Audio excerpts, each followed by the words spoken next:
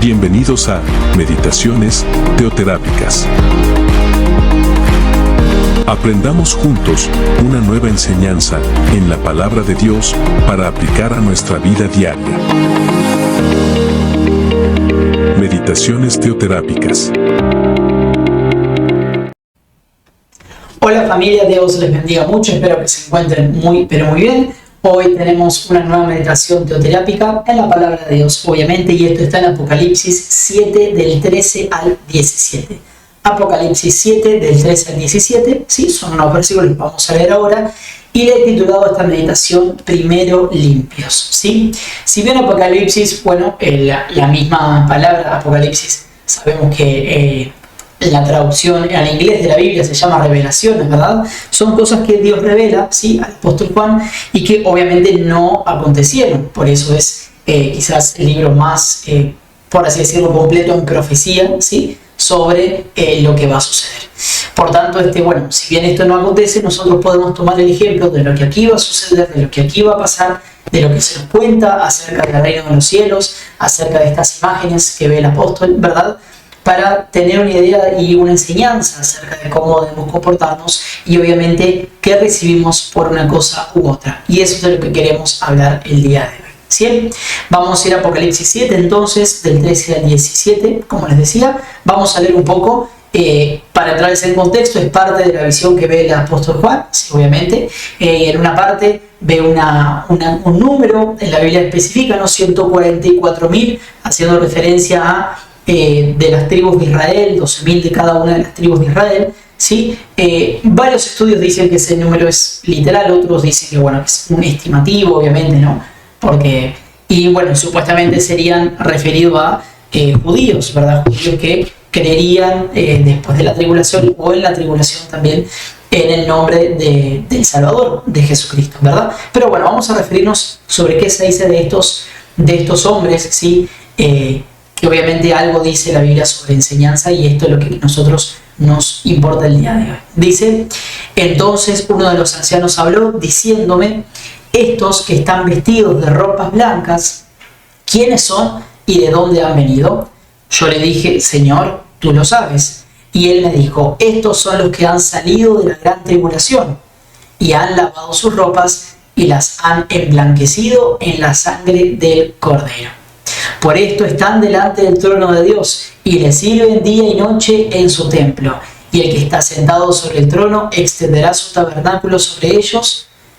Ya no tendrán hambre ni sed, y el sol no caerá más sobre ellos, ni calor alguno. Porque el Cordero que está en medio del trono los pastoreará y los guiará a fuentes de aguas de vida. Y Dios enjugará toda lágrima de los ojos de ellos. Bien. Bueno, entonces vemos varias, sobre todo imágenes, ¿no?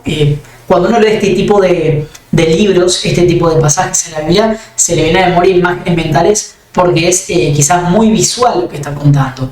Por ejemplo, haciendo referencia a personas, porque dice que llevan ropas blancas, y los colores en el libro de Apocalipsis están como muy marcados, ¿no? Inclusive Apocalipsis habla de 4 jinetes del Apocalipsis, ¿verdad? Y que cada uno tiene un color. Y hay muchos juegos de colores y de imágenes visuales, y acá nos hace referencia al color blanco. El color blanco, sobre todo en Apocalipsis, y creo que uno lo sobreentiende, ¿no?, de toda la vida, es usado para representar la santidad. La Biblia dice, sí, que el Cordero de Dios, es decir, Jesucristo vencedor, se presenta con estas ropas blancas, ¿no? En otra parte también se presenta de ropas rojas, pero en esta parte se presenta ropas blancas, haciendo referencia a que Él mismo es la santidad. Pero ¿cómo estos entonces también dice que se presentan de ropas blancas, ¿verdad? Y que han lavado sus ropas, es decir, no eran blancas, pero las lavaron a través de la sangre del Cordero, y por eso es así. Pero si esto representa el blanco, la santidad, ¿verdad?, es una representación de la santidad, obviamente representa lo que hay en el corazón. O sea, el blanco de sus vestiduras estaba representando lo que había en su interior, es decir, la santidad que llevaban en el interior se había reflejado en sus ropas, ¿verdad?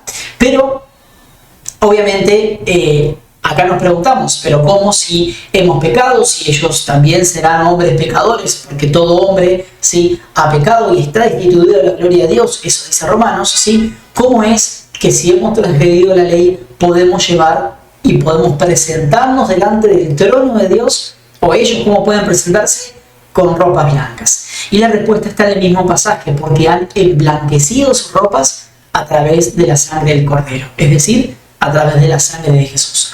Cuando uno toma en referencia a que la Biblia dice que somos justos y santos delante de Dios, no es que lo seamos en nuestras fuerzas o en nuestra humanidad, pero por eso la Biblia dice que nosotros nos identificamos con Cristo. Como decía el apóstol Pablo, ya no vivo yo, sino que Cristo vive en mí, y lo que antes vivía en la carne, ahora lo vivo en el poder del Hijo de Dios. ¿Qué quiere decir? Que cuando Dios el Padre nos ve como a su Hijo, porque llevamos a Cristo en el corazón y porque su vida está en nosotros y vivimos a través de Jesús. Por eso es que no vamos a ser juzgados por nuestros pecados, sino que vamos a ser juzgados en el tiempo final, en el juicio final, a través de la vida de Jesús. Es por eso que vos y yo vamos a poder entrar a las bodas del Cordero y vamos a poder entrar al reino de los cielos, no justificados por nuestros pecados. Ningún hombre por buenas obras se puede salvar, porque no llega a cumplir el requisito de Dios de un hombre perfecto, de un hombre sin mancha, sin culpa. Pero a través de Jesucristo todos nosotros podemos entrar al reino de Dios. Bien, obviamente entonces la sangre del Cordero a veces quizás es difícil también, hablando de estas imágenes, ¿no?, que uno les viene a la mente, cómo la sangre puede limpiar, porque toda sangre tiene un color rojo, un tinte carmesí fuerte, ¿no?, un rojo fuerte, que uno dice, bueno, más que limpiar, realmente ensucia. No sé si alguna vez te manchaste la ropa con sangre, o si tuviste que limpiar algo que se haya ensangrentado. Realmente es muy difícil quitar la mancha de sangre, como si el tinte que tiene. Pero bueno, la sangre de Jesús es una sangre especial. Por eso la Biblia dice que es la preciosa sangre de Cristo, que quita y limpia los pecados del mundo. Por eso a través de su sangre, ¿qué es? A través de su sangre, obviamente, es creer en la resurrección, creer de que Jesús resucitó de entre los muertos y a través de su sangre se pagó el precio por mi salvación. ¿Bien? Acá yo anotaba, nunca es tarde para limpiar nuestra vida. Acá la Biblia hace referencia a hombres que demoraron en limpiar su vida de pecados, porque si van a vivir el arrebatamiento, si van a vivir, como decía acá, la gran tribulación, es porque hasta el último momento no aceptaron a Jesús, o lo aceptaron ya después de que hayan pasado muchas cosas. Nosotros, que tenemos el conocimiento y que podemos y estamos a tiempo, ¿por qué no limpiaríamos nuestra vida? Si la sangre de Cristo está al alcance, ¿sí?, de la fe, al alcance de creer de que Él es verdad, de creer de que Él hizo ese sacrificio por nosotros, ¿por qué entonces nos demoraríamos? ¿Sí? Eso no lo quiere Dios y por algo nos enseña. Sí, yo creo que, si bien, como les decía, no hace referencia exclusivamente a nosotros, este pasaje hace referencia a personas, ¿verdad? Y Dios lo puso en la Biblia y es para que nosotros también sepamos y aprendamos de ello. Bien, hay que limpiar nuestra vida, inclusive de aquellas cosas que no sabemos que nos ensucian. Esto es como cuando uno ve un piso y cree que está limpio. Ah, no, listo, no hay que pasar el trapo, no hay que barrer, el piso ya está limpio. Pero quizás lo que vemos solamente nos engañamos, solamente es una apariencia. Y realmente uno pasa la escoba, ¿cuántas veces uno pasa la escoba y encuentra más suciedad? O de repente no viste una parte y no estaba tan limpio como uno creía. Así es en la vida del cristiano. ¿Cuántas cosas creemos que hacemos bien o cuántas cosas creemos que no hay que limpiar? Y Dios nos dice, como dice el Salmo, ¿sí?, examina, oh Dios, mi corazón y ve si hay en él camino de perversidad, ¿sí?, para entonces quitarlo.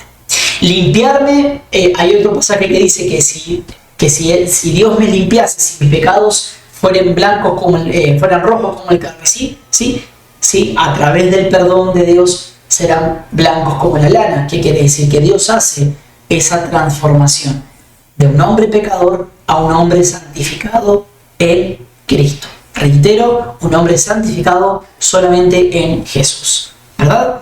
Entonces, creer en su sangre es creer en su muerte y resurrección. Es creer, como dice la Biblia, que la sangre de Jesucristo tienen poder, ¿verdad? Y acá dice, bueno, yo separé el pasaje como en 3 partes, ¿no? Primero la conversión. Estos son los que han salido de la gran tribulación, han lavado sus ropas y las han emblanquecido, es decir, pasaron por un proceso doloroso, pasaron por cosas difíciles en su vida, como puede pasar a nosotros, y han dicho, bueno, realmente Jesús es el Señor, ¿sí? Y han decidido, dice, y han lavado sus ropas y han emblanquecido, y las han emblanquecido en la sangre del Cordero. Es importante entender esto, ¿no? Que ellos lo hicieron, ellos emblanquecieron sus ropas y ellos sí lavaron sus ropas. A ver, el poder viene de Dios, pero uno debe tomar la decisión. Yo siempre digo que la conversión es un trabajo de a dos, del Señor y de nosotros, ¿sí? Todos somos salvos por fe, pero muchos cristianos no dan ese paso más de convertirse. Una cosa es decirle al Señor perdón por pecar y otra cosa es, Señor, enséñame a no pecar más de esta manera. Quiero convertirme, quiero ser alguien diferente, ¿verdad? Después viene el servicio, el compromiso. Una vez que me convierto, ¿cómo se traduce la conversión en un cristiano? A través del compromiso. Porque una persona comprometida es una persona que se convirtió. Dice la Biblia, por esto están delante del trono de Dios y le sirve día y noche en su templo. Y el que está sentado sobre el trono extenderá su tabernáculo sobre ellos. Y le sirven de día y noche en su templo, ¿sí? Es hermoso poder servir a Dios. Pero antes de servir, tengo que convertirme. Para convertirme, tengo que limpiarme. El apóstol Pedro, en un pasaje, dice: arrepiéntanse y conviértanse, sí, al Señor, y vendrán de Él tiempos de refrigerio. Pero lo importante es arrepentirse antes de convertirse. Y antes de servir a Dios, y antes de comprometerme con Dios, tengo que limpiar. ¿Cómo me voy a sentar a la mesa con Dios? Con mis manos sucias. ¿Cómo voy a servir a otros? ¿Sí? ¿Cómo voy a servir a otros buscando que otros limpien su vida? Hablando figuradamente y espiritualmente, si mi vida está sucia. Si alguien que está sucio, una regla básica, no puede limpiar otra cosa. No voy a poder limpiar siquiera una ropa, un plato, algo de mi casa con mis manos sucias. ¿Cómo voy a pretender espiritualmente que Dios me use para limpiar la vida de otros, para llevar sanidad y limpieza espiritual para otros, si no estoy limpio delante de Dios? ¿Bien? ¿Qué más? Bueno, acá ponía, ¿no? Eso es como compromiso. Y lo último es la promesa de Dios, claro. ¿Quién no quiere vivir esta promesa? Ya no tendrán hambre ni sed, el sol no caerá más sobre ellos, ni calor alguno, porque el Cordero que está en medio del trono los pastoreará. ¿Sí? Las personas que deciden convertirse, que deciden limpiar su vida, son pastoreadas por Jesús. Eso es una enseñanza real, ¿sí? Directamente Jesús te pastorea y te encamina hacia la vida que debes vivir. Dice, y los guiará a fuentes de aguas de vida. Realmente cuando yo decido limpiar mi vida, a veces limpiar mi vida también, a veces no, significa obviamente abandonar hábitos por hábitos nuevos. Y cuando yo abandono hábitos de pecado, siempre hay como esa, ¿viste? Cuando una persona drogadicta deja la droga, ¿sí? Viene como esa etapa de abstinencia donde empieza a sufrir, le empieza a veces a temblar el cuerpo, su cuerpo le pide, ¿sí? Droga. Nuestro cuerpo, cuando nosotros abandonamos el pecado, empieza esa lucha y también nos pide pecado, pide que volvamos, porque la Biblia dice que la carne es débil, ¿sí? Pero acá dice que, aunque estemos por ese proceso de abstinencia de pecado, Dios nos llevará a fuentes de aguas de vida. Por tanto, en Él encontraremos la saciedad que necesitamos. Y ya no nos vamos a llenar más de pecado, sino del agua que viene de Dios, de la presencia de Dios. Y lo último dice, Dios enjugará toda lágrima de los ojos de ellos. Esto es una promesa, ¿verdad? Que van a ser consolados estos hombres que escaparon de la gran tribulación, un tiempo muy difícil, van a ser obviamente consolados, y enseñanza de nosotros también. Las personas que sufren por el Evangelio, que le dicen que sí a Dios, dejando cosas de lado y sufriendo, a veces tomando decisiones difíciles o con injusticias que vivimos en esta vida, vamos a ser consolados en su presencia. En esta vida y también en la que viene, en la palabra de Dios está. Así que familia, les dejo con esta enseñanza. Espero que podamos tomar el ejemplo de estos 144.000, estos que decidieron limpiar su vida. Y acá yo anotaba, como decía el título, primero limpios, después lo demás.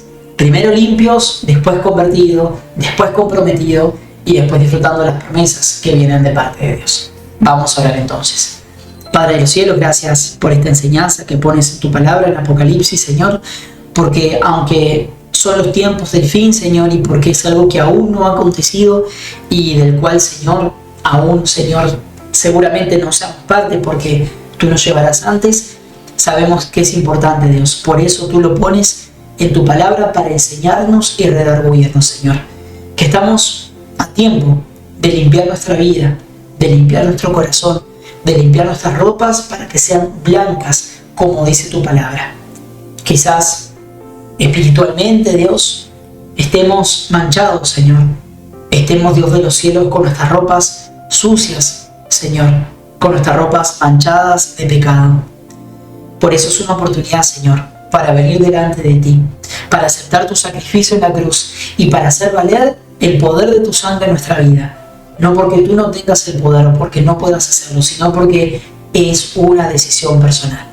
Yo hoy decido limpiarme con la sangre del Cordero y que esa sangre se derrame sobre mi vida. Dile, Señor, declaro la sangre del Cordero derramada sobre mi vida, limpiando mi vida, limpiando mi corazón, limpiándome de todo pecado y maldad, porque tu sangre, Jesús, tiene poder para hacerlo. Gracias, Padre, por esta enseñanza. Ayúdanos a servir con un corazón limpio delante de ti y buscar siempre la santidad, sin la cual, como dice tu palabra, Señor, nadie podrá ver a Dios. Te damos muchas gracias, Padre, te alabamos, te bendecimos y en tu nombre, Jesucristo, te hemos orado. Amén.